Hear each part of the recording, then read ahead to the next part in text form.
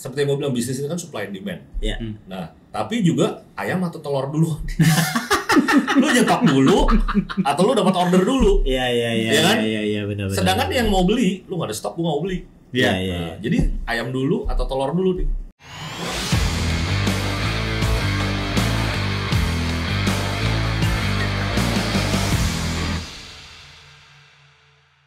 Halo Black Pals, ketemu lagi sama gua Boy Prabowo, masih di Black Talk di season 3 episode 1. Untuk episode 1 ini kita akan bahas tentang all about body kit, di mana Black Pals tahu semua ya. Body kit kalau dimodifikasi udah nggak bisa dilepasin. Itu mempercantik mobil, eye catching, belum lagi kalau udah ngomongin teknis, aliran udara jadi lancar, jadi koefisien geraknya minim banget dan downforce-nya jadi lebih bagus. Nah, tapi ngobrol itu nggak bisa sendiri, jelas dengan narasumber-narasumber yang kompeten di bidangnya. Di studio Black Talk kali ini udah ada 2 narasumber yang sangat kompeten di bidangnya. Yang satu ada Edi dari Inspire. Halo bro, apa kabar? Baik. Dan Yanwa dari Best Custom. Thank you banget. 2 narasumber ini jelas punya 2 hal yang spesialisasinya beda-beda lah, walaupun sama-sama body kit. Mungkin gua akan nanya dulu ke Inspire dulu nih. Ya. Nah, ini kalau kita ngomong body kit nih, tadi kan gue udah buka, itu kan mempercantik mobil ya. Ya. Kalau kita ngomong modifikasi, kayaknya udah nggak lepas di body kit lah gitu. Ya. Gimana pendapat lo kalau soal itu? Kalau body kit sih sebenarnya udah ada lama ya. Lama dari banget ya? zaman kalau kita ngomong Eropa nih misalnya ya, Mercy ada AMG, Iya. BMW ada M Division, Iya. terus Jepang Toyota ada TRD, Ada TRD ya, gitu dan ya. lain sebagainya lah. Iya, betul. Jadi body kit itu udah bukan barang baru, udah lama. Sebenarnya ya. Sebetulnya udah lama. Dan body kit itu nggak semesti harus agresif banget, Oke. atau karena pemilik mobil itu atau customer, Iya. target market itu kan berbeda-beda. Betul. Ada yang mau tampil lebih sporty, ada yang Iya. enggak. Nah, dari situ kita ngeliat bahwa ada opportunity untuk bisnis body kit. Gitu Oke, gitu. Nah, kalau ngomongin bisnis body kit kan berarti sebagai orang lama lah ya, orang lama kan. Kalau dulu tuh orang bilang, wah kalau body kit tuh kalau asli pasti plastik gitu kan. Ya. Kalau kopian pasti fiber gitu. Ya. Apa emang bener seperti kayak gitu? Apa gimana, bisa terangin nggak? Enggak. Kita ngomong dari zaman rally kan juga udah lama ya. Nah, itu udah lama betul. Nah, di situ kalau kita udah ngomong performance, Oke. rally, Formula One, Iya. atau BTCC dan lain Iya, sebagainya, betul. itu body kit itu benar-benar berfungsi. Oke. Bener nggak? Mobil Formula One nggak ada wingnya aja, dia larinya. Lari nggak ada pakai karuan. kaki, Iya, ya. betul. Di situ yang fungsinya benar-benar berguna. Iya. Tapi kalau di jalanan mah lebih ke estetik. Estetik, betul. Function mah lu nggak bakal berasa deh. Gitu ya. Nah, kalau untuk bahan sendiri gimana tuh tadi? Nah, bahan itu banyak macamnya. Kalau di balap udah pasti carbon fiber, Carbon fiber, ya betul. kan, Kevlar.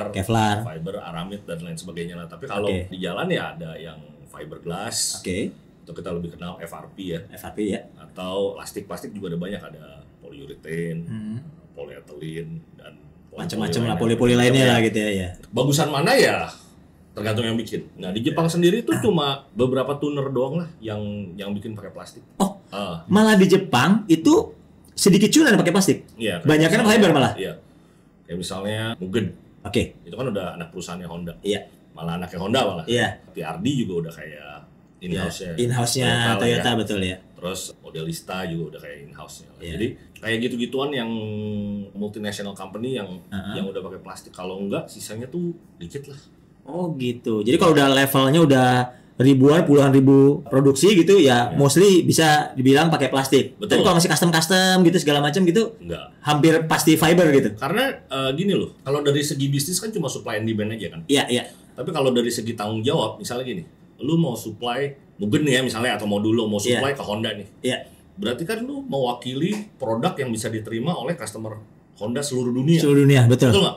Betul. Jadi kalau lu barang lu kayak pisang goreng nggak usah, it's not good enough gitu. Iya, Jadi lu benar. mesti, lu mesti punya produk yang benar-benar presisi dan bagus gitu loh. Presisi, bagus dan menjual tentunya ya. Betul. Nggak terlalu mahal Iya, ya kan. iya. Isi affordable. Iya. Justru di Jepang itu kebanyakan malah pakai FRP. Oh, FRP ya? Iya, kita lihat ya merek-merek seperti Wall, Oke. M Speed, terus Kenstal Mix, ada FRP, ada ABS. Oke. Lalu Liberty Walk, Itu mostly pakai FRP. semua FRP. Nah, itu kelebihan kekurangannya apa tuh FRP kalau boleh tahu? Nah, FRP untuk mass produce susah. Oh, Karena gini, kalau lu FRP kan kerjainnya manual. iya. Jadi kalau lu bisa bikin FRP yang bagus, Iya. itu lu nggak boleh bikinnya buru-buru. Seperti yang gue bilang, kalau lu FRP itu masalah pengeringan. Oke. Jadi kalau lu keringnya kecepatan, Iya. pasti penyusutannya gede. Oh, jadi kayak ntar bisa melengkung atau Betul, baling gitu segala penyusutannya macam gede, iya. Oh, gitu. Nah, lu harus kerjanya pelan-pelan. Nah, kalau lu ada demand untuk bikin 10 set Iya. sehari, Iya. ya lu harus punya 10 cetakan dengan 10 operator yang Sama, mengerti apa yang dia lakukan. Kurang lebih skillnya sama Betul. segala macam ya. Tapi Oke. dengan itu aja, apakah produknya bisa uniform? Belum tentu. belum tentu ya. Ya kalau yang satu moodnya lagi jelek, ya kan, mau buru-buru pulang. Iya. Jadi itu bukan machine made, tapi Oh. human made. Human made lah ya. betul, Tetap misalnya. ada celah sisi manusianya. Ya, sisi error pasti ada lah. Ada lah ya. Nah, jadi nggak bisa uniform 100% sama. Oke, ini cakep banget nih. Nah, kalau Yan, ini kan lo kan kalau Inspire, gue nilai lebih ke body kitnya sudah jadi gitu ya. Dijadi udah siap pakai lah gitu dengan brand-brand yang sudah punya panggung internasional gitu ya. Nah, tadi ngomongin bahan dikit, kalau custom di tempat lo ngerjainnya pakai bahan apa tuh? Kalau custom karena kita handmade Oke. dan moldingnya pun yang lucu juga malah custom di base custom itu ya Koedi juga pasti tahu. Kita pakai tanah liat. Oh, pakai clay. Clay. Oke. Kita custom tuh pakai tanah liat. Oke. Bikin dulu moldingnya, bentuk dulu body yang mau kita buat. Oke. Udah berbentuk baru pakai FRP. Pakai FRP. Yes. Jadi dalam fiber itu ada macam-macam. Oke. Fiber itu ada matte, ada resin, ada katalis, Mm-hmm.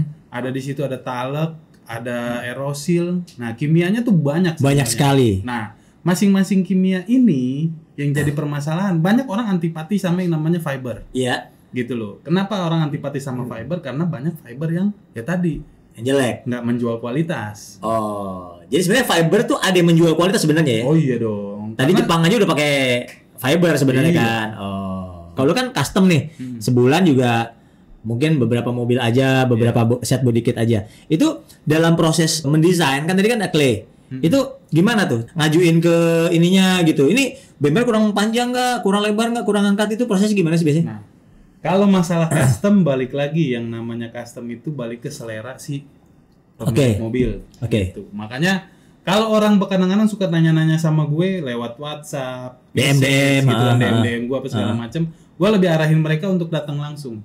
Bisa ketahuan ya Yes. energinya kayak apa maunya. Oh. Nah, makanya kenapa kalau customer mau custom body kit, gue saranin lu datang ke bengkelnya, bisa ke ownernya atau mungkin di situ ada orang yang memang bidang customnya gitu kan. Nah, ngobrol langsung. Ya chemistry-nya kebangun gitu ya. Yes. Kalau tadi balik lagi ke custom gitu kan, itu kan untuk menyamakan persepsi kan nggak gampang. Iya. Nah, biasanya itu lu dalam waktu senggang tuh lu udah punya desain gak sih? Misalnya, let's-nya lah kita ngomong yang lagi hype di anak muda sekarang lah, yang murah deh sekarang Brio deh gitu ya. Iya. Brio, walaupun emang udah ada body kit yang tanda kutip biasa, tapi kan banyak juga di jalanan kita lihat yang body kit, ini kayaknya aneh nih. Aneh itu bisa bagus, bisa jelek gitu. Tapi maksud gua, lu punya gak sih desain-desainnya gitu? Oh, gue siapin pasar ini buat Brio kayak gini, 1, 2, 3 apa gimana gitu. Gitu gak sih? Apa ketika ada orang datang bawa Brio baru lu bikinin apa gimana? Jadi begini, kalau kebanyakan yang datang ke sini tuh customer ya, mereka tuh udah lebih pintar daripada kita. Oh, gitu. Yes. Mereka lebih pintar dalam arti kata gini, mereka datang ke satu workshop, Heeh. bawa mobilnya, Heeh. mereka punya gambar yang mereka mau. Bang, gua mau buat mobil gue kan ini jenisnya. Heeh. Gua mau buat depannya seperti ini, bisa nggak? Oh. Gitu. Atau mungkin di internet dia pernah lihat Brio dibuat seperti apa, mereka bawa. Bang, bikin begini bisa nggak? Soalnya body kit yang model begini, gua lihat tuh nggak ada yang jual bang, dia bilang gitu. Oke. Mau di custom begini bisa nggak? Oh ya udah, pasti gua bilang bisa. Nah, ini balik lagi ke Inspire nih. Tadi kan sempat bilang kan tadi kan sebelum kita syuting kan, dulu gua custom sekarang udah enggak deh gitu. Gitu ya. Itu apa sih yang membuat lo akhirnya selain dari kacamata bisnisnya gitu ya, maksudnya kemudahan apa segala macam gitu cuannya? Ya kalau awal kan semuanya berasal dari hobi. Biasanya kalau kerja Pasti. begini dari hobi pasti. Hobi. Iya, iya. Jadi dulu kan kita masih muda. Iya, iya, iya. Lalu lama-lama kebutuhan kan Meningkat bergeser, lah, iya, meningkat. iya. Jadi udah lebih ke bisnis oriented. Oke. Nah, kita one day kita decide kita udah nggak bisa custom lagi Oke. karena kita lebih ke market in general. Jadi maksudnya Oke. gini, custom itu lu nggak mungkin singkat. Ya. Oke. Misalnya nih customernya anak muda pasti kan. Iya. Nah biasanya anak muda itu datang juga rame-rame. Nanti dia datang nih dalam yang minggu ini dia ajak teman-temannya weekend yang segeng yang ini nih. Nanti dia bilang ini kurang begini, kurang begitu, kurang begini. Pembisiknya banyak ya. Jadi akhirnya berubah lagi. Nanti minggu depan dia datang sama teman-temannya yang lain lagi. Pendapatnya berbeda-beda lagi. Dan kan setiap kali lu rubah, lu nggak mungkin ngecas dia. Karena pada akhirnya dia budgetnya jadi nggak masuk kan. Oke. Jadi setiap ada perubahan desain, ada keluhan itu nggak bisa dimasukin ke cost ya. Iya kan, misalnya mau beban ini gimana gitu loh. Iya. Jadi mereka pasti bakal keberatan.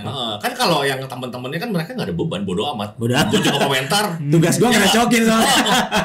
Ini masih begini, ini kasih begini. Semuanya kan selera beda-beda. Iya. Ada yang satu lebih sukanya yang agresif, panjang-panjang. Nah sekarang kan dia ngomporin temennya ikut aja. Oh iya bener nih lebih bagus kayaknya begini nih. Lu rubah lagi nggak kelar-kelar. Dan lebih parahnya ownernya juga nggak punya sikap lagi ya. Iya. Manggut-manggutnya gitu. Ending cerita begitu udah jadi nyesel sendiri. Itu banyak yang kayak gitu. Wah banyak. Oh banyak ya. Iya. Jadi kadang-kadang kalau kita punya tim yang bisa ngerjain, it's okay. Tapi kalau anak-anak ini kan kadang-kadang nggak ada. Ya udah asal jeplak aja gitu ya. Kerjain dulu. Nyesalnya belakangan. Duit bapaknya ini ya. Iya. Nah, kadang-kadang itu yang terjadi. Iya. Dari situ kita decide, udahlah gue mau pusing lah. Gitu ya. El-elan sama customer, mau kata siapapun yang menang akhirnya kita kalah karena customer itu nggak bakal balik lagi. Betul. Bener nggak? Jadi rugi lah, secara bisnis juga rugi ya. Iya, jadi kita pikir udahlah kita yang in general aja lah. Oke. Maksudnya yang Cepet aja. gitu. Oke. Misalnya orang tinggal, buat HRV baru nih kan gue udah buget. Jadi misalnya dia orang tinggal order mobil gue warna ini, tinggal datang pasang, selesai Ya. Itu berapa lama sih kalau yang nggak custom gitu? Dari fitting, setting, terus cat segala macam? Sebetulnya tergantung kapasitas. Oke. Jadi kita punya workshop lagi ramai apa enggak? Iya. Normal ya? Seminggu? Ya lu believe it or not, kalau istilahnya kita tetap keep stock sih. Oke. Jadi kita udah nggak benar-benar yang nunggu customer order baru kita chat, enggak. Jadi kita udah misalnya kayak HRV nih, ya kita yang putih mungkin kita ada berapa set, kita ada berapa set, gitu. yang fast moving gitu. Iya fast moving. Memang finishing touch memang itu penting sih. Finishing. Mau bahan lu apapun dan begini. Kalau body kit itu gini, kenapa setiap kali orang mau bikin body kit baik custom ataupun yang tidak custom, yang memang sudah plug and play, kita ngomong plug and play gitu kan. Kenapa disarankan ada mobilnya? Jadi pada saat pemasangan kalau memang ada bagian-bagian yang kurang fit atau apa gitu, itu kita perbaikin di situ, kita adjust di situ gitu kan. Misalkan gini, orang beli body kit, kita udah punya cetakan pun, itu kadang-kadang gini, begitu pada saat kita produksi mobilnya datang, kadang ada gini, mobil yang memang datang ke bengkel itu sudah pernah di repair. Oke, pernah nabrak gitu ya mungkin atau mana. Nah, kita nggak tahu dia repair di mana, terus hasil repairnya seperti apa gitu. Jadi beda gitu ya. Nah, meskipun hitungan mili, ya pasti tetap geser lah. Estetikanya kan tetap ya jadi geser lah gitu ya. Iya. Ya itu makanya kenapa kalau mobil kita, datang fitting lagi. Jadi ada miss lah, ada gap ya. Oke. Tapi kalau secara produksi kita udah berkembang cukup oke lah, karena kita produksi bukan kayak zaman dulu lah. Kalau orang zaman dulu kan cuma cetak selesai. Jadi kita di jignya lagi. Jadi dia motong nggak lari. Jadi ya kalau memang pas datang customernya mobil udah pernah nabrak ya pasti ada miss, bukan salah kita. Tinggal masalah kita harus discuss. Ya ini yang harus dibenerin, either body kitnya ditambah atau mobilnya dibenerin dulu, dipermak dulu gitu ya. Kita tanya ke customernya lagi.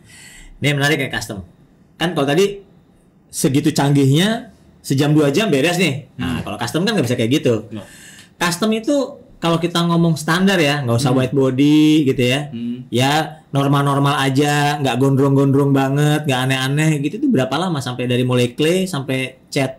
Kalau pengerjaan custom yang memang benar-benar begitu mobil datang langsung dipegang, makanya tadi kayak Koedi bilang, ngantri nggak gitu? Nah, di bengkel kita nih lagi padat nggak gitu? Kalau langsung dipegang deh misalnya. Kalau langsung dipegang, custom itu kalau misalkan kita buat add-on, paling lambat 2 minggu. 2 minggu ya? Paling lambat. Udah salah terima itu ya? Yes. Kalau nggak rugi juga loh ya kelamaan ya? Oh gitu ya. Gitu, ongkos produksinya nggak sesuai karena terlalu lama. Kalau yang ekstrim, anggap lo udah sama white body gitu segala macam. Itu bisa ngomong bulan. Bulan ya? Bulan. Oke. Karena gini, yang mengerjakan ini kan manusia. Iya. Gitu. Mood yang kerjanya harus dibangun gitu loh. Gimana lagi baper lah sama ceweknya gitu kan ya, lagi apa? Gitu. Dia kadang-kadang kacau, dia punya masalah di rumah gitu kan, dibawa ke bengkel dia bawa gitu kan, atau apa nggak bisa dihindarin lah ya, nggak bisa dihindarin. Nah gimana caranya kita harus ngebangun moodnya dia. Supaya project ini tetap bisa on target. On target dan everybody happy lah pastinya. Everybody happy. Nah, Edi mau nanya nih. Tadi kan ngomongin body kit impor ya. Tapi kan berarti pabrikasi ada juga yang lokal dong. Banyak ya. Nah, maksud gue gini, gak usah ngomongin Jepang lah, kejauhan. Kita kan sama Thailand juga kayaknya bagusan Thailand kayaknya. Iya, kita bisa ketinggalan. Masih ketinggalan. Nah, gimana itu? Kualitasnya kita bisa ngejar nggak sih Indonesia ini sebenarnya? Bisa. Sebetulnya bisa. Tapi kalau lu lihat ya, seperti suatu bisnis ya, lu harus lihat secara 360. Lu nggak bisa lihat cuma skinnya doang. Jadi kayak kenapa si Thailand itu bisa berkembang? Karena dia punya marketing didukung oleh pemerintah yang resource-nya unlimited. Bener nggak? Ujung-ujungnya sana ya. Sekarang gua tanya, di Indonesia ada nggak yang didukung pemerintah? Formula E aja enggak. Gitu ya? Ngerti nggak? Maksudnya? Iya. At the end of the day, kita ini tetap workshop kecil. Iya. Nah, walaupun sehebat apapun, sekaya apapun, ya tetap lu workshop kecil gitu loh. Harus dukungan dari bapaknya lah sebenarnya. Itu pemerintah pasti ya. Istilahnya gini, katakan satu brand A. Dia didukung oleh pemerintah atau ya lobbyist lah atau gimana. Jadi semua ATPM, lu bantu dong industrinya. Ngerti nggak maksudnya? Iya. Ya kan? Sekarang kayak lu bilang tadi, brand lokal misalnya si Karma atau apa, ya kan? Ada bantuan nggak dari pemerintah? Nggak ada. Ya kan? Jadi jalan sendiri aja gitu. Betul, jalan sendiri dan nggak gampang. Mereka mungkin on the right track. Di track yang benar, tapi betul. Kalau mau gede ya lo harus ada bantuan dari pemerintah. Dukungannya itu apa? udah nggak bisa ini ya, nggak bisa dihindari, itu harus levelnya sampai sana harus ya. ATPM kita kan banyak. Toyota lah, Honda lah, apalah. Tapi birokrasinya tuh juga sulit. Lu nge-bridgingnya itu nggak gampang. Seperti gue bilang, lu kalau ngomong ke ATPM, lu punya factory harus diaudit. Lu udah ISO belum standarisasinya? ISO segala macam ya. Udah, istilahnya seperti yang gue bilang, lu punya GOT. Environment friendly enggak ya? Nanti dia bilang, wah lu terus belum K3-nya gitu kan. Jadi istilahnya ini yang harus di-bridge. Kalau kita mau berkembang cepat ya automatically harus ada dukungan yang lebih besar. Kenapa barang China bisa mendunia? Karena harga ekspor dari negaranya dia itu murah. Barang-barang Indonesia bukan nggak bisa bersaing sama barang negara lain. Yang jadi permasalahan adalah barang negara kita untuk ekspor keluar harganya tinggi, bos. Gitu ya.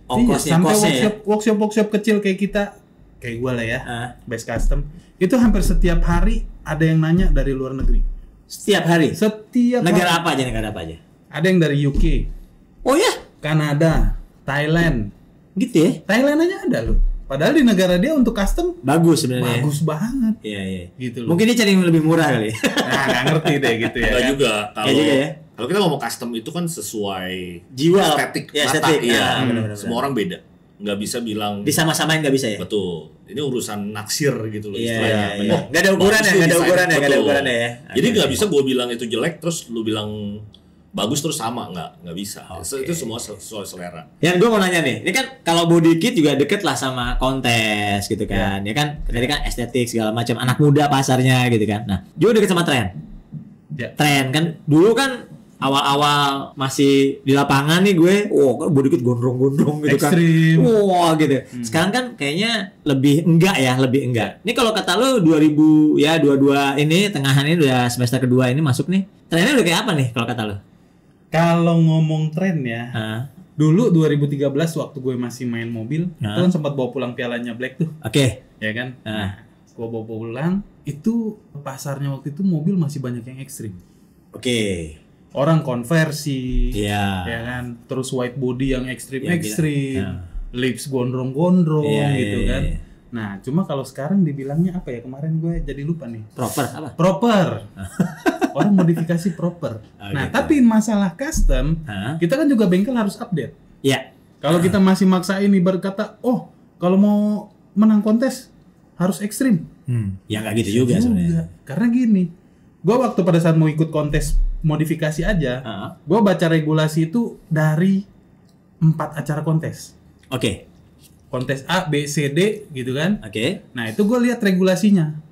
Sampai akhirnya gue turunin mobil untuk ikut kontes itu. Jadi gue mau ngejar piala apa nih? Iya. Udah tahu targetnya lah ya. Udah tahu targetnya. Gitu. Nah, kita bengkel pun mau buka bengkel harus lihat kondisi lapangannya. Seperti apa nih lapangannya? Tren pasarnya ini seperti apa nih? Iya. Itu. Mungkin kalau ke Edi dari yang tadinya custom dia berubah jadi aftermarket, dia bikin body kit yang memang udah jadi gitu ya. Jadi gitu kan. Karena memang di custom ya itu tadi agak capek juga ya kok. Itu nanti. Tapi pasar lu gimana? Untuk sekarang nih udah mulai bagus, udah Jakarta udah mulai macet segala macam. Yeah. Di dunia custom gimana? Nggak ada masalah sebenarnya. Karena gini, banyak orang yang memang pengen mobilnya lain daripada yang lain. Itu pastilah ya. Pasti. Nah, tugasnya kita membuat body kit. Makanya kenapa gue saranin customer datang ke bengkel supaya kita bisa tukar pikiran dulu nih. Sebelum bikin ya? Sebelum bikin. Jadi pada saat dia pengen yang ekstrim, gue akan jelasin tren yang sekarang itu seperti ini. Oke. Masuk kan nih saran dari gue.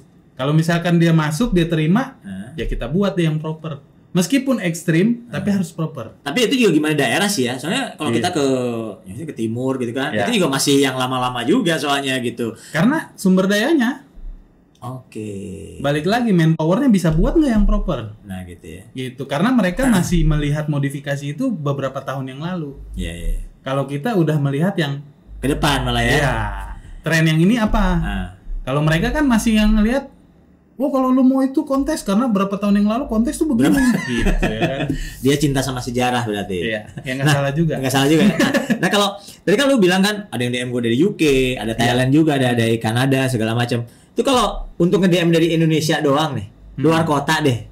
Itu lu layanin juga? Layanin. Bisa ya? Bisa. Orang bahkan sampai kirim mobil dari Balikpapan, Medan. Kalau mobilnya nggak dikirim gimana? Mobilnya nggak dikirim, lihat dulu. Apakah gua ada mobil di sini atau gua udah pernah buat dan gua pernah bikin cetakannya. Nah nanti kalau misalkan memang gua yakin barang gua ini plug and play, bisa langsung dipasang di sana, gua bisa terima sampai ngecat. Jadi mereka tinggal pasang. Tapi kalau memang gua merasa oh ini harus di-adjust lagi, lu boleh beli mentah nanti setting di sana. Gitu ya. Iya. Pernah ada kendala nggak kayak gitu? Luar kota, kita ngomong luar kota aja, jangan luar negeri, luar kota gitu. Kalau kendala luar kota sih macem-macem ya. Iya. Dari pengiriman, belah di jalan, gitu. Iya. Retak gitu. Retak atau apa gitu ya kan. Ada aja kita udah packing kayu pun juga kadang-kadang problem ada aja. Gitu ya. Iya. Tapi kalau masalah ya itu tadi kita penjual harus jujur. Kalau memang barang ini plug and play, kita boleh sebut plug and play. Oke. Tapi kalau memang harus ada yang disetting, ya jangan bilang plug and play. Kasihan mereka.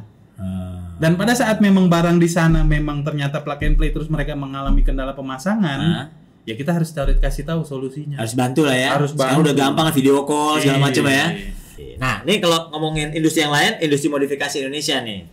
Lo kan udah lama lah ya. Maksudnya udah 20 tahun ngelihat hobi juga segala macam. Lo kalau ngelihat Indonesia akhir-akhir ini industri modifikasi gimana? Lu kan IG gitu segala macam.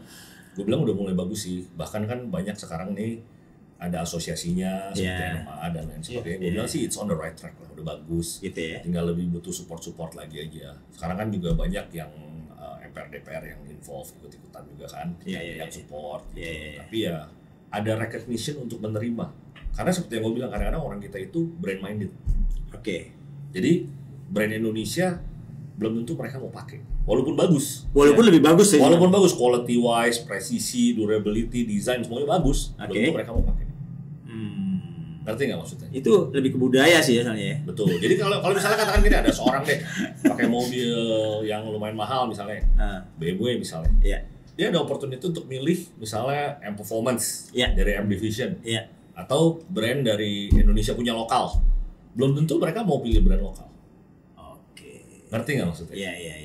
Ya karena emang ada nama, brand, resale value, macam-macam lah panjang tuh ya ngomongnya. Iya. Oke nih, menarik banget. Ini gue mau nanya soal regulasi nih. Kan kalau kita lihat di Singapura aja ya, Singapura itu regulasi sama fisik mobil tuh setahu gue tuh sangat ketat banget gitu kan. Contoh misalnya temen gue yang main mobil di sana bilang gitu, kap mesin karbon aja izinnya tuh susah banget kalau mau street legal gitu kayak gitu. Itu kan kalau di Indonesia sudah dimudahkan ya, bodoh amat lah di Indonesia ya. Mau yang tadi bempernya keluar dari pabrik begini, mau jadi begitu, mau jadi gimana ya serah aja kan. Ini sebenarnya dengan regulasi seperti ini tuh harusnya industri body kit dimudahkan dong bro. Industri body kit memang sebetulnya nggak pernah sulit. Sebenarnya ya. Tapi kalau kita mau next ke the next level, ngerti nggak maksudnya? Iya. Kalau kita mau istilahnya di out there, istilahnya Fortuner, Pajero, ya kan? Itu sempat hot banget 5 tahun yang lalu body kit dari Thailand. Iya. wah gila dibanjirin. Betul. Malah dari Jepang nggak ada, karena kan mobilnya nggak ada di Jepang. Fortuner kan Pajero kan betul, Thailand betul. Jadi semua Thailand. Iya. Alangkah baiknya kalau istilahnya yang kita ekspor mobilnya, Innova. Iya. Veloz. Iya. Kan based on betul. Indonesia, betul. Dari Indonesia kan ekspor ke negara yang mereka ekspor juga. Harusnya body kitnya dari kita juga. Betul gitu loh. Jadi di situ maksud gua. Harusnya kan maksudnya ya kita nggak ngomong yang volume terlalu sedikit lah. Bagus karena sih is on the right track. Mereka udah ke Jepang, udah ke Amerika, udah kemana-mana. Bagus, maksud gua salut lah istilahnya. Sendirian tapi bisa begitu. Tapi maksud gua kalau kita ngomong in terms of volume, ya kan, maksudnya kita maunya volumenya yang ngomongnya bisnis beneran nih gitu ya. Betul. Sekarang gampang-gampang aja. Kalau lu katakan Innova ke satu negara 3.000 unit per bulan. Iya. Lu 10% aja 300 unit. Ke Arabnya udah berapa tuh Innova Arab tuh? Nah, kalau manufaktur yang ngegandeng bengkel body kit, nah, pengennya mau begitu ya sebenarnya ya. Oke. Kita nggak bisa sendirian lah. Karena kita harus sadar. Iya. Seperti yang gue bilang, bisnis ini kan supply and demand. Iya. Nah, tapi juga ayam atau telur dulu. Lu nyetok dulu atau lu dapat order dulu. Iya kan? Iya benar. Sedangkan yang mau beli, lu nggak ada stok, gua nggak mau beli. Iya. Jadi ayam dulu atau telur dulu nih. Ngerti kan? Iya benar. Jadi ya ada dilemanya lah istilahnya. Iya. Baik lagi custom. Ya. Kalau proper sama ekstrim sebenarnya itu susahan mana? Sama-sama susah apa sama-sama nggak susah apa gimana? Balik lagi ke bentuk sih kalau kita yang custom. Gitu ya? Iya. Ekstrimnya yang ekstrim bagaimana dulu nih? Ya kita ngomong zaman dulu lah, misalnya yang panjang-panjang, lele gitu. Itu kalau sekarang kan lurus-lurus, normal-normal, bentuknya paling buat body natural gitu kayak gitu. Jadi gini, kalau masalah custom, kita ngomong ekstrim sama proper lebih sulit yang mana? Sebenarnya nggak ada yang sulit dan nggak ada yang mudah. Bingung nggak tuh ya? Iya, nggak ada yang sulit, nggak ada yang mudah ya. Sulit nggak ada yang mudah. Sekarang gini, yang ekstrim, kalau dia sampai konversi, merubah mobil sedan. Jadi sedan yang lebih panjang atau 4 pintu jadi 2 pintu deh. 4 pintu jadi 2 pintu sulit. Oke. Karena gini, di dalam itu dari 4 pintu jadi 2 pintu, kaca kan harus dipanjangin. Pilar geser. Pintu manjangin. Ya kan? Iya. Kaca kita ganti. Motor power window-nya kuat nggak? Tapi kalau kita balik lagi ngomong proper, tadi itu kan ekstrim. Iya. Nah kita ngomong proper, kita custom body yang proper. Oke. Misalkan proper bentuknya kelihatannya kayak pabrikan harus gitu kan. Iya. Itu jangan salah. Kita buat bempernya, balik lagi tadi. Bentukannya, masalah estetikanya, itu lobang-lobang dibuat fungsional nggak? Oke, nggak fungsional. Kita ngomong estetik aja. Karena kan pantas nggak? Iya. Kan kalau kita lihat mobil-mobil sekarang kan banyak nat-nat yang kayaknya Iya. Macem-macem gitu loh, nanti garisnya lari ke sini, lari kemana segala macam. Nah, pada saat kita custom body kit, nut dari body mobil yang ada kita masukin lagi ke bumper yang kita custom. Nut itu jangan sampai hilang karena ada estetikanya juga kan. Ya nggak bisa dihilangin gitu aja. Itu identitas gitu ya. Identitas, iya. Berarti kusut lah ini ya sebenarnya. Kusut ya. Tapi ya nggak ada yang mudah, nggak ada yang sulit. Nah gitu. Nah, ini kan body kit ujung-ujungnya finishing, cat semua segala macam. Nah, tadi kalau berkaitan bahan tadi ya, kan ada plastik, terus tadi apa FRP ya. Iya. Nah, itu segala macam. Itu aplikasi catnya beda nggak sih? Maksud gua lebih awetan mana gitu misalnya? Di nempel di plastik, apakah nempel di ini, apakah sama aja apa gimana? Balik lagi ke manpower-nya. Oke. Kerjanya step by step-nya udah bener belum? Urutannya. Oke. Dan kualitas bahan yang dipakainya bagaimana? Mau bahan apapun, plastik kan banyak. ABS juga orang bilang plastik. Iya. Tapi ABS kan ada kelasnya juga. Sampai lu kalau lihat di online tuh ada grade-grade ya, ada grade A, grade B, grade C, grade D. Udah pusing deh. Pusing benar. Gitu ya. Grade jelek juga disebut grade A lah kalau di gitu. Semuanya masih bilang grade A. Grade A pokoknya ya. Barang bahan tipis lari ke sana dibilang grade A. Balik lagi begitu pada saat barang datang kita mau aplikasiin ke mobil, ya itu lagi kita adjust lagi. Ini kalau kita ngomong di custom ya, kita adjust lagi. Bisa nggak kita tambahin layer lagi dalamnya, dilapis lagi, kuat nggak, masuk nggak? Terus akhirnya dempulnya bagaimana? Orang kadang-kadang berpikir gini, body kit di dempul, berarti body kitnya jelek. Oke, itu salah nggak ya? Belum tentu juga. Kalau finishing touch-nya, cat-nya, dan kalau kita ngomong nge-cat, habis di-cat itu kan ada proses poles. Iya. Nah, cat bagus, bahan bagus, body kit bahan bagus, polesnya nggak bagus juga nggak bagus. Jadi hasilnya urutan itu saling mendukung ya? Iya. Makanya kayak di tempat gue tuh jadi ada divisinya masing-masing. Oke. Customnya sendiri, dempulnya sendiri, catnya sendiri, amplasnya sendiri, polesnya sendiri, yang masangnya pun ada lagi timnya. Oh gitu ya. Ya masing-masing punya keahlian masing-masing. Masing-masing punya keahlian masing-masing. Jadi kita build mereka untuk expert di bidangnya masing-masing. Ya ada stationnya lah masing-masing ya. Oke. Gitu. Nah kalau di Inspire tadi kan ngirim ke luar kota pernah. Kalau lu pernah malah dapat jobnya dari luar kota apa luar negeri gitu? Oh sering. Pasti. Sering. Jadi lu nggak bisa semuanya lu harus punya. Oke. Nggak bijaksana juga. Yeah. Karena investasi lu terlalu gede. Iya, iya. Katakan lu punya target market misalnya mobil yang nggak terlalu banyak. Katakan misalnya Toyota Foxy. Misalnya kan. Lu nggak bilang sedikit tapi nggak bilang banyak juga. Iya. Nah, kalau lu punya beberapa jenis molding, akhirannya output lu nggak gede. Karena terbagi-bagi. Iya. Bentuk A, B, C, D. Iya. Orang pilih kan. Nah, akhirnya kita fokus kebanyakan di satu aja yang menurut kita bagus. Pemasangannya gampang, fitmentnya bagus. Kita bikinin jig. Jadi ketika kita potong itu kan potong manual kan. Iya. Jadi kalau lu punya jig itu potong nggak mungkin lari. Iya. Lu pakai jig, jadi tekukannya. Iya. Kalau ada lari juga dikit lah. Iya. Begitu kadang-kadang kita ikutin standarnya Jepang, kita kasih karet.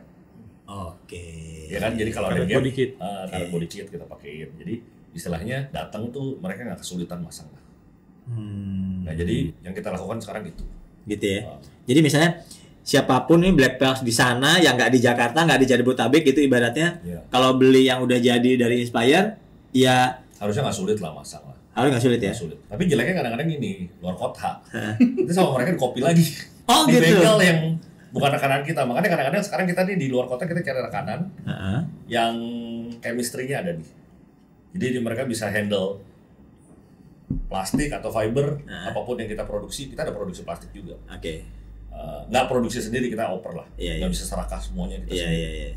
Jadi nanti yang sudah saling ada trust, nah kita selalu rujuk ke situ. Ini menarik nih, kopi di kopi lagi. Emang segampang itu kan ngopi body kit? Iya, gampang itu. Segampang itu. Tapi lu untuk maintain quality yang bagus, belum tuh bisa. Gitu. Sekarang gini, kalau fiber seperti kan bilang kan quality banyak. Jadi gini, bahan dasar kan fiber, istilah lu dengan resin, dengan matte, dan dengan katalis udah jadi. Pakai 3 bahan itu aja udah jadi. Gitu ya? Ya kan? Iya. Jadi resin juga ada grade-nya. Seperti yang gue bilang kalau gel coat itu resin yang belum dibelah-belah. Jadi kayak teh mesti kental, belum ditambahin air sebanyak-banyaknya. Jadi itu gel coat. Murni lah itu. Jadi kalau kita gel coatnya kita semprot sekarang. Sekarang kalau kita ngomong cetakan lu bagus ya, lu bisa punya cetakan yang bagus yang presisi. Jadi kita harus segala sesuatunya juga presisi. Jadi kita punya warna dasarnya itu kita campur gel coat, kita semprot. Jadi dari ujung-ujung tuh rata. Kalau lu kuas, bukan kuas. Kalau lu kuas, secara itu lu lihat kan kuasannya kan nggak rata. Ya kan? Gel coat itu kan nggak ada kekuatan. Dia pada dasarnya lama-lama ada gravitasi, dia akan sink, tenggelam. Nah ketika dia tenggelam nggak rata. Ngerti nggak maksudnya? Nah kalau kita spray itu lebih rata. Semprot. Tapi memang lebih boros. Dan gel coat harganya tuh 3 kali lipat dari resin. Oh, gel coat 3 kali lipat dari resin. Kan itu seperti gue bilang. Ya murninya lah gitu ya. Iya. Biangnya lah ya. Belum tambahin aseton, belum tambahin kobalt, belum tambahin stearin monomer, belum tambahin lain-lain gitu loh. Jadi istilahnya biangnya gitu. Lu tinggal tambahin pewarna, lu semprot, ya kan? Gitu. Nah, yang membuat itu juga lentur itu gel coat. Nah, gel coat, tapi tujuan gel coat itu sebetulnya apa? Menutup pori-pori. Karena tanpa gel coat, lu pakai fiber, pori-pori itu banyak. Nah ketika lu isi dengan dempul itu kan perlu waktu. Di dalam dempul itu kan kalau lu bukan dempul yang bagus ya, lama-lama kan itu kan ada pori-pori yang sink. Maksudnya tenggelam, ngisap-ngisap gitu. Jadi kan nggak bisa rata. Sedangkan kalau tukang dempul kita kan di Uber deadline. Cepet-cepetan nih udah keren nih, amplas ya kan. Begitu kan kadang-kadang kan. Mereka ada tukang dempul yang borongan, ada yang enggak. Ada yang harian lah gitu. Nah, jadi itu semua kita kurangin dengan know-how untuk produksinya dulu. Salah satu gel coat itu. Salah satu. Kedua, produksi awalnya. Kedua, matte. Matte itu kan kasar. Iya. Matte itu kan ada yang 300, 400, ya kan? 400 makin kasar, tapi nguber tebel. Ada lagi tipe-tipe lain seperti roping. Banyak sih kalau mau disebut. Nah, supaya nggak terlalu ngeresep, Karena kan seperti gue bilang gel coat itu kekuatannya nggak ada. Jadi lama-lama kan dia punya serat kelihatan. Kalau ke expose panas terlalu sering. Akhirnya kita pertama biasa kita produksi kita pakai yang namanya matte tissue. Jadi kita cari matte yang paling halus, namanya matte tissue. Bisa dapat kotak-kotak kimia sini juga banyak. Gitu. Nah, matte tissue itu lu nggak boleh banjir pas aplikasinya. Harus pelan-pelan. Harus pelan-pelan. Jadi kita harus ambilnya sedikit, udah kering baru ambil lagi, kering ambil lagi. Jadi itu untuk meminimalisir gelombang. Gelombang sama keropos. Udah gitu. Nah, kalau keropos bisa kita pakai roller. Iya. Biar udara kan nggak kelihatan. Iya benar. Selain itu baru kita pakai matte yang 300. Nah dari situ kita lihat dulu. Kalau add-on kita nggak bisa terlalu tebel. Kalau bumper kan kita harus tebel. Kita ikut standarisasi dari Jepang lah. Karena Jepang itu ada petunjuk pelaksanaannya, juklatnya ada ya. Jadi gini, sebetulnya FRP ini boleh dibilang teknologi yang low tech, nggak high tech, tapi harus ada teorinya. Harus rajin lah gitu. Betul. Ya. Harus ada teorinya lah. Bukan harus aja ada teorinya. Ada teorinya. Dan ada disiplinnya. Jadi kadang-kadang nggak melulu setelah matte 300 kita tambahin matte 400 nggak juga, karena akhirnya terlalu tebel. Jadi kita targetnya mau berapa 5 mili. Berarti kan tadi matte tissue kan setengah mili. 300 kan berarti 3 mili. Nah, mesti kurang dikit kan? Nah kita bisa pakai matte tissue 300 dibagi 2. Jadi lu target lu 4 mili dapat gitu loh. Jadi harus sesuai ini dulu. Target lu berapa gitu. Karena gue bisa bikin body kit yang nggak bisa hancur. Kuat banget. Dan enteng. Gitu. Tapi yang rugi akhirnya yang pakai mobil, yang punya mobil. Kenapa? Gue pernah bikinin kuat banget, bagus banget. Gue pakai teknologi dari waktu itu sebenarnya teknologinya belajar otodidak juga dari Ferrari. Ada Ferrari nabrak. Jadi dia bumpernya ternyata FRP tapi luar dalam halus. Jadi dia di dalamnya itu dia pakai matte yang setengah kering. Yang nggak bisa kering. Nah ada cairan itu namanya AD11. Nah, AD11 itu sebetulnya dia buat ngelenturin. Jadi kalau lu lihat di luar negeri tuh size cut yang puter-puter sampai kayak handuk di tas. Bener. Nah itu lo AD11-nya lu banyakin aja lagi. Gitu. Tapi AD11 itu ada karakter nggak bisa kering. Jelek. Nggak. Jadi kalau lu pakainya kebanyakan atau pengaplikasian yang nggak tepat, lu nggak kering-kering. Nah jadi ada waktu itu ada Ferrari nabrak 355 Berlinetta. Nabrak pecah. Terus orangnya kebetulan anak muda lah, bawa diem-diem, takut kalau bapaknya ketahuan dong. Suruh kita benerin. Nah dari situ kita belajar. Jadi luar dalamnya itu keras, tapi tengahnya dia pakai matte yang nggak bisa kering. Jadi nggak bisa kering itu nahan impact. Gitu. Absorb impact. Itu betul. Jadi kuat lah itu di situ. Ya. Karena kan kalau lu bumper harus ada perhitungan berapa puluh kilometer per jam per senti impact resistant berapa kan. Nah tapi kita nggak perlu sampai kayak begitulah. Nah, gue waktu itu pernah ada satu, tolong kasih yang kuat banget, mobil gue ceper banget. Ya kan? Gue pikir yaudah Panzer lu. Gue bikin yang kuat kan. Sebelum dipasang, diketok-ketok sama dia pakai itu baseball. Besi. Nggak rusak, nggak retak, ya kan? Dia setir, gue happy, dia pikir udah nggak mungkin rusak. Dia lupa mobilnya ceper. Di mall kan suka ada itu tuh yang nahan ban. Seat belt agak kuning gitu. Supaya pas lu mundur dia ini kan. Dia lupa, dia maju. Dihajar, kenceng lagi jalan. Itu body kit nggak apa-apa, bumpernya hancur, headlampnya hancur, fendernya hancur, mesinnya hancur. Akhirnya ruginya lebih banyak. Karena kan lu impact kan harus lari kemana kan? Iya benar-benar. Dia akan transfer energi lah ibaratnya. Jadi impactnya bukan buat yang body kit yang dibuatnya. Iya. Ke yang lain-lain. Jadi kalau gue bilang, toh kita jual body kit juga nggak mahal-mahal banget lah, wajar lah. Paling berapa persen dari nilai mobilnya. Bener nggak? Jadi maksud gua kalau lu depannya nabrak, ya udahlah. Gitu ya. Benerin nggak? Bikin lagi aja ya. Bikin lagi atau benerin gitu kan? Repair bisa. At least lu nggak hancur yang lebih parah. Nggak boleh serakah, nggak bisa. Gue mau yang nggak bisa hancur yang nggak usah lah. Gue justru gue pikir kayak si baru tuh, semuanya krom-kroman, semuanya build up, mobilnya build up. Lu rusak, pecah kromnya. Mending bisa nyari partnya. Mobil aja Indian sekarang lu order nih. Desember 6 bulan lah ya. Ngerti nggak maksudnya? Jadi harus diperhitungkan lah, semua diperhitungkan lah ya. Malah sebetulnya body kit itu kuat bukan segalanya lah ibaratnya. Betul, kuat nggak salah. Misalnya kita pakai namanya kecelakaan ya ada, ya kan. Jadi kalau nama kecelakaan ya udah harus benerin gitu aja. Supaya juga bengkel dapat cuan juga kan, benerin lagi. Nah, belum mau nanya nih. Ini kan sekarang orang mungkin Black Plus di rumah kan mau custom bingung nih. style-nya gimana, semua segala macam. Ini kalau lo sebagai modifikator, builder gitu kan. Ini kalau untuk hari gini nih 2022 sekarang ini yang gimana sih menurut lo? Maksudnya emang subjektif lah ya. Kayak kata lo, udah yang gini aja jangan gitu-gitu gimana? Lo ada ide gak? Kalau ngomong custom balik lagi peruntukannya apa. Oke. Kalau kita mau ikut kontes, dilihat kita mau ngejar kategori yang mana. Dan kontesnya apa Dan gitu ya? kontesnya apa. Oke. Jadi harus tahu dulu nih. Harus tahu dulu apa Peruntukannya. kita mau pakai body kit, peruntukannya untuk apa? Mau ngapain, main di mana gitu ya. Oke.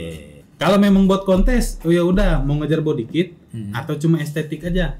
Karena dia mungkin gua mau ngejar audio, tapi kalau nggak pakai body kit kayak kurang oke deh. Oke. Balik lagi gue tanya budgetnya yang mana. Oh, budget. Mau body kit add-on atau full bumper? Gitu ya. Atau yang sekarang lagi tren nih, bumper standar, tapi mereka pakein splitter. Kayak lip splitter tuh cuma tipis kecil di bawah bumper. Cuma gitu doang side gitu ya. splitter. Itu lagi hype lah ya. Lagi hype banget. Karena murah lah ya. Murah. Sebenarnya bilang murah nggak juga, juga lah sih. ya. Nggak juga. Kalau di custom ya balik lagi. Harga ongkos tukangnya berapa? Gitu. Kalau boleh tahu nih ya, tadi yang splitter tadi lah. Anggaplah kita ngomong Brio deh gitu ya. Cuman bawahnya dikasih gitu. Gitu-gitu berapa tuh? Mulai dari 4 sampai 10 bisa. 4 sampai 10. Iya. Kalau full bumper berapa? Full bumper gue misalkan satu panel bumper itu mulai dari 6 juta. Satu bumper. Ya, mulai dari belakang 12 gitu ya. Iya. Sampingnya berapa? Sampingnya ya kan nggak mungkin udah depan belakang samping kagak. Iya. Itu mulai dari angka segitu. Angka segitu ya. Iya, makin rumit bentuknya dan ya, makin nambah lah ya gitu, iya. Oke. Makanya kayak sekarang kan orang bikin body kit yang proper gitu. Bukan soal bumpernya doang. Tapi detailnya. Seperti apa tuh detailnya tuh? Detailnya gini. Jadi kadang orang banyak yang bikin body kit nih. Kayak mobil-mobil Eropa ya. Kayak BMW, Mercy gitu kan. Beda sama mobil Jepang. Oke. Yang begitu dipasang bumpernya, duduk bumpernya itu di bracket tinggal masuk plug gitu kan. Kalau Eropa. Nah, tapi liner fendernya nggak dibuatin dudukan. Oke. Gitu. Sampai akhirnya nanti begitu mobil dipakai, itu liner fender abis ngegesrot di ban. Sampai liner fendernya rusak. Dan untuk mobil Eropa satu liner fender harganya bisa lebih mahal dari body kit. Benar. Gitu. Ya body part Eropa udah pasti aneh lah harganya. Nah, makanya kenapa kalaupun kita custom body kit atau kita bikin body kit atau pasang body kit, ya itu lagi balik lagi detailnya. Oke. Pemasangan kayak tadi sensor apa? Ya, udara luar tuh tadi gitu macam. Kan. Itu dipikirin semua ya? Iya dong, duduknya harus di mana, ininya gimana gitu. Oke. Jangan sampai nanti mobil dipakai ya tadi panas terus di dalam. Nah, kalau untuk harga body kit yang udah jadi tuh berapa sih di Inspire? Kalau saat ini di Inspire kita nggak semua mobil kita terima. Kita realistis. Oke. Karena kita hidup di zaman yang berbeda nih. Jadi istilahnya gini, kalau kita ngomong 2011 ketika bisnis lagi bagus banget. Ya. Istilahnya siapa aja bisa jualan. Jualan mobil hari ini beli aja, besok jual lagi, untung malah ya kan. Ya. Ketika uang tuh lagi beredarnya banyak. Iya. Kita sekarang semua orang tuh pasti punya budget. Oke. Kita nggak ngomong satu orang di antara berapa orang. Kita ngomong in general lah. Banyak yang nanya ke kita, kok mobil Honda Jazz aja nggak ada? Atau bukannya kita nggak sediain, ada kadang-kadang. Tapi harganya kadang-kadang nggak cocok. Oke. Karena kadang-kadang seperti marketnya gampang-gampang aja. Kalau misalnya katakan Honda HR-V, model sebelumnya bukan model sekarang. Oke, model sebelumnya. Dulu mungkin kita jual 8-9 juta masih gampang lah. Oke. Tapi di zaman sebelum COVID aja, kita ngomong 4 tahun yang lalu ya. Iya. Kita jual di 5 juta aja susah loh. 5 juta susah? Jadi gini, kita capek, kita ngomong 5 juta, dia bilang di pasaran ada yang 3 juta, di pasaran ada yang 2 juta. Lawan tuh marketplace ya. Jadi buat gua itu udahlah kita nggak usah ngoyo lah istilahnya, nanti nggak jadi. Itu bukan target kita. Bukan target kita, iya. Jadi kita lebih ke orang yang bisa menerima, menghargai hasil kerja. Buat yang paham-paham aja, cek. Itu berapa kurang lebihnya? Kita punya sekarang sebenarnya nggak terlalu mahal sih. Kayak sekarang yang lagi laku banget nih untuk HR-V baru ya, Mugen nih, yang HR-V 2022. Kita jual tuh 10 juta udah cek lah pasang. 10 juta HR-V 2022 yang terakhir nih. Iya. Mugen ya? Mugen udah dapat grill di depan, samping, belakang. Udah ganteng banget ya. Palingan di parkiran. Oh itu punya gue. Ada body. Paket anti repot. Paket anti repot. Tapi ganteng pol. Ganteng pol ya. Jadi gue nggak terlalu paksain ya. Gitu ya. Ya pokoknya kalau yang kelas-kelas mending-mending itu bukan. Gitu ya. Jadi bukan yang belagu ya. Iya, tapi semua ada segmentasinya lah jelas. Kadang-kadang kita kan nggak bisa baca pikiran customer, apalagi kalau cuma chatting doang kan. Iya. Ya kan, jadi kadang-kadang ada yang sensitif begitu ditanya budget. Kadang-kadang kan untuk nge-brief supaya gue tahu nih, lu mau budgetnya berapa? Tanya dong, boleh tahu nggak budgetnya berapa? Ada yang sensitif. Gitu ya? Iya. Jadi baper gitu? Jadi ada orang kayak misalnya nih orang mau facelift Alphard 2015 ke 2018. Iya. Ya kan uangnya juga nggak sedikit. Iya kan? Iya. Terus begitu mereka bilang, mereka kan aduh, tapi plat nomor gue begini ya, orang lihat bukan mobil tahun 2018 nih, orang pasti tahu. Ya kadang-kadang gue bilang, lupa, orang nggak terlalu ngeliatin lah, istilahnya orang ngeliat maksudnya dihitungin plat nomornya, gue hitung. Iya, dikurangin 5 istilahnya. Jadi gue bilang nggak usah pusing lah gitu. Kalau mau kan yang lihat mobil lu bilang lu ada budgetnya. Betul. Kita cocokin budgetnya, cocok nggak? Kita bisa work out around-nya di mana gitu. Iya. Misalnya, budgetnya dia segini, berarti nggak perlu pakai DRL inilah, toh juga nggak begitu kelihatan, nggak perlu pakai inilah, ngerti nggak maksudnya? Jadi kan kita bisa adjust lah, solution buat customer juga kan. Benar. Ada yang belum udah sensi. Kira gue nggak punya duit. Gue udah dapat warisan nih. Itu benar. Ya. Wah, itu. Lu pikir lu gak punya duit? Bini gue kan gitu. Ya, macam-macam lah. Macam-macam ya. Ada yang kalau waktu itu si Kiki kalau ngomong CLBK, chat lama beli kagak. Chat lama beli kagak. Ada tuh. Iya. Dia bilang tanya panjang, tato hilang. Terus nanya lagi. Nanya lagi, panjang lagi. Gitu ya. Hilang lagi gitu. Jadi kayak gitu juga memang ada juga. Ini ya, bunga-bunga asmaranya lah itu. Tapi ini obrolan Black Talk kali ini di season 3 episode 1 ini menarik banget. Udah terangin nih sama senior-senior dan dari mulai teknis, tadi ada pelajaran kimianya. Untung tadi lu gak nyebutin redox segala macam, pusing gua. Aduh, thank you banget. Ilmunya dari harga, ternyata mereka juga punya ya sedikit curhat ke pemerintah, mungkin kalau bisa pemerintah ya sama ATPM, pokoknya stakeholder terkait lah, saling bantu-membantu lah ya. Kalau Thailand udah gaspol, kita masih di RPM 2000 aja gitu, masih pelan-pelan, alang-alang saya kelakon, kayaknya udah nggak saatnya kali ya. Tadi ada tips juga, kalau modif harus tahu juga peruntukannya buat apa ya. Betul. Terus tadi juga ternyata kalau dari beli Inspire juga, Inspire udah punya rekanan di luar kota ya, ada berapa kota? Ada beberapa lah, Medan. Ada Medan. Ya, kota-kota besar lah ya. Kota-kota besar. Tapi kalau misalnya enggak pun bisa tinggal DM aja ke masing-masing kebutuhannya seperti apa, pasti mereka akan mengakomodir. Oke, Black Belt semua, jangan lupa like, comment, dan subscribe. Untuk teman-teman semua yang mau komen, suggest pokok bahasan apa yang menarik buat disajikan di Black Talk berikutnya, jangan lupa ditulis di kolom komen ya. Sampai ketemu di Black Talk berikutnya. Bye.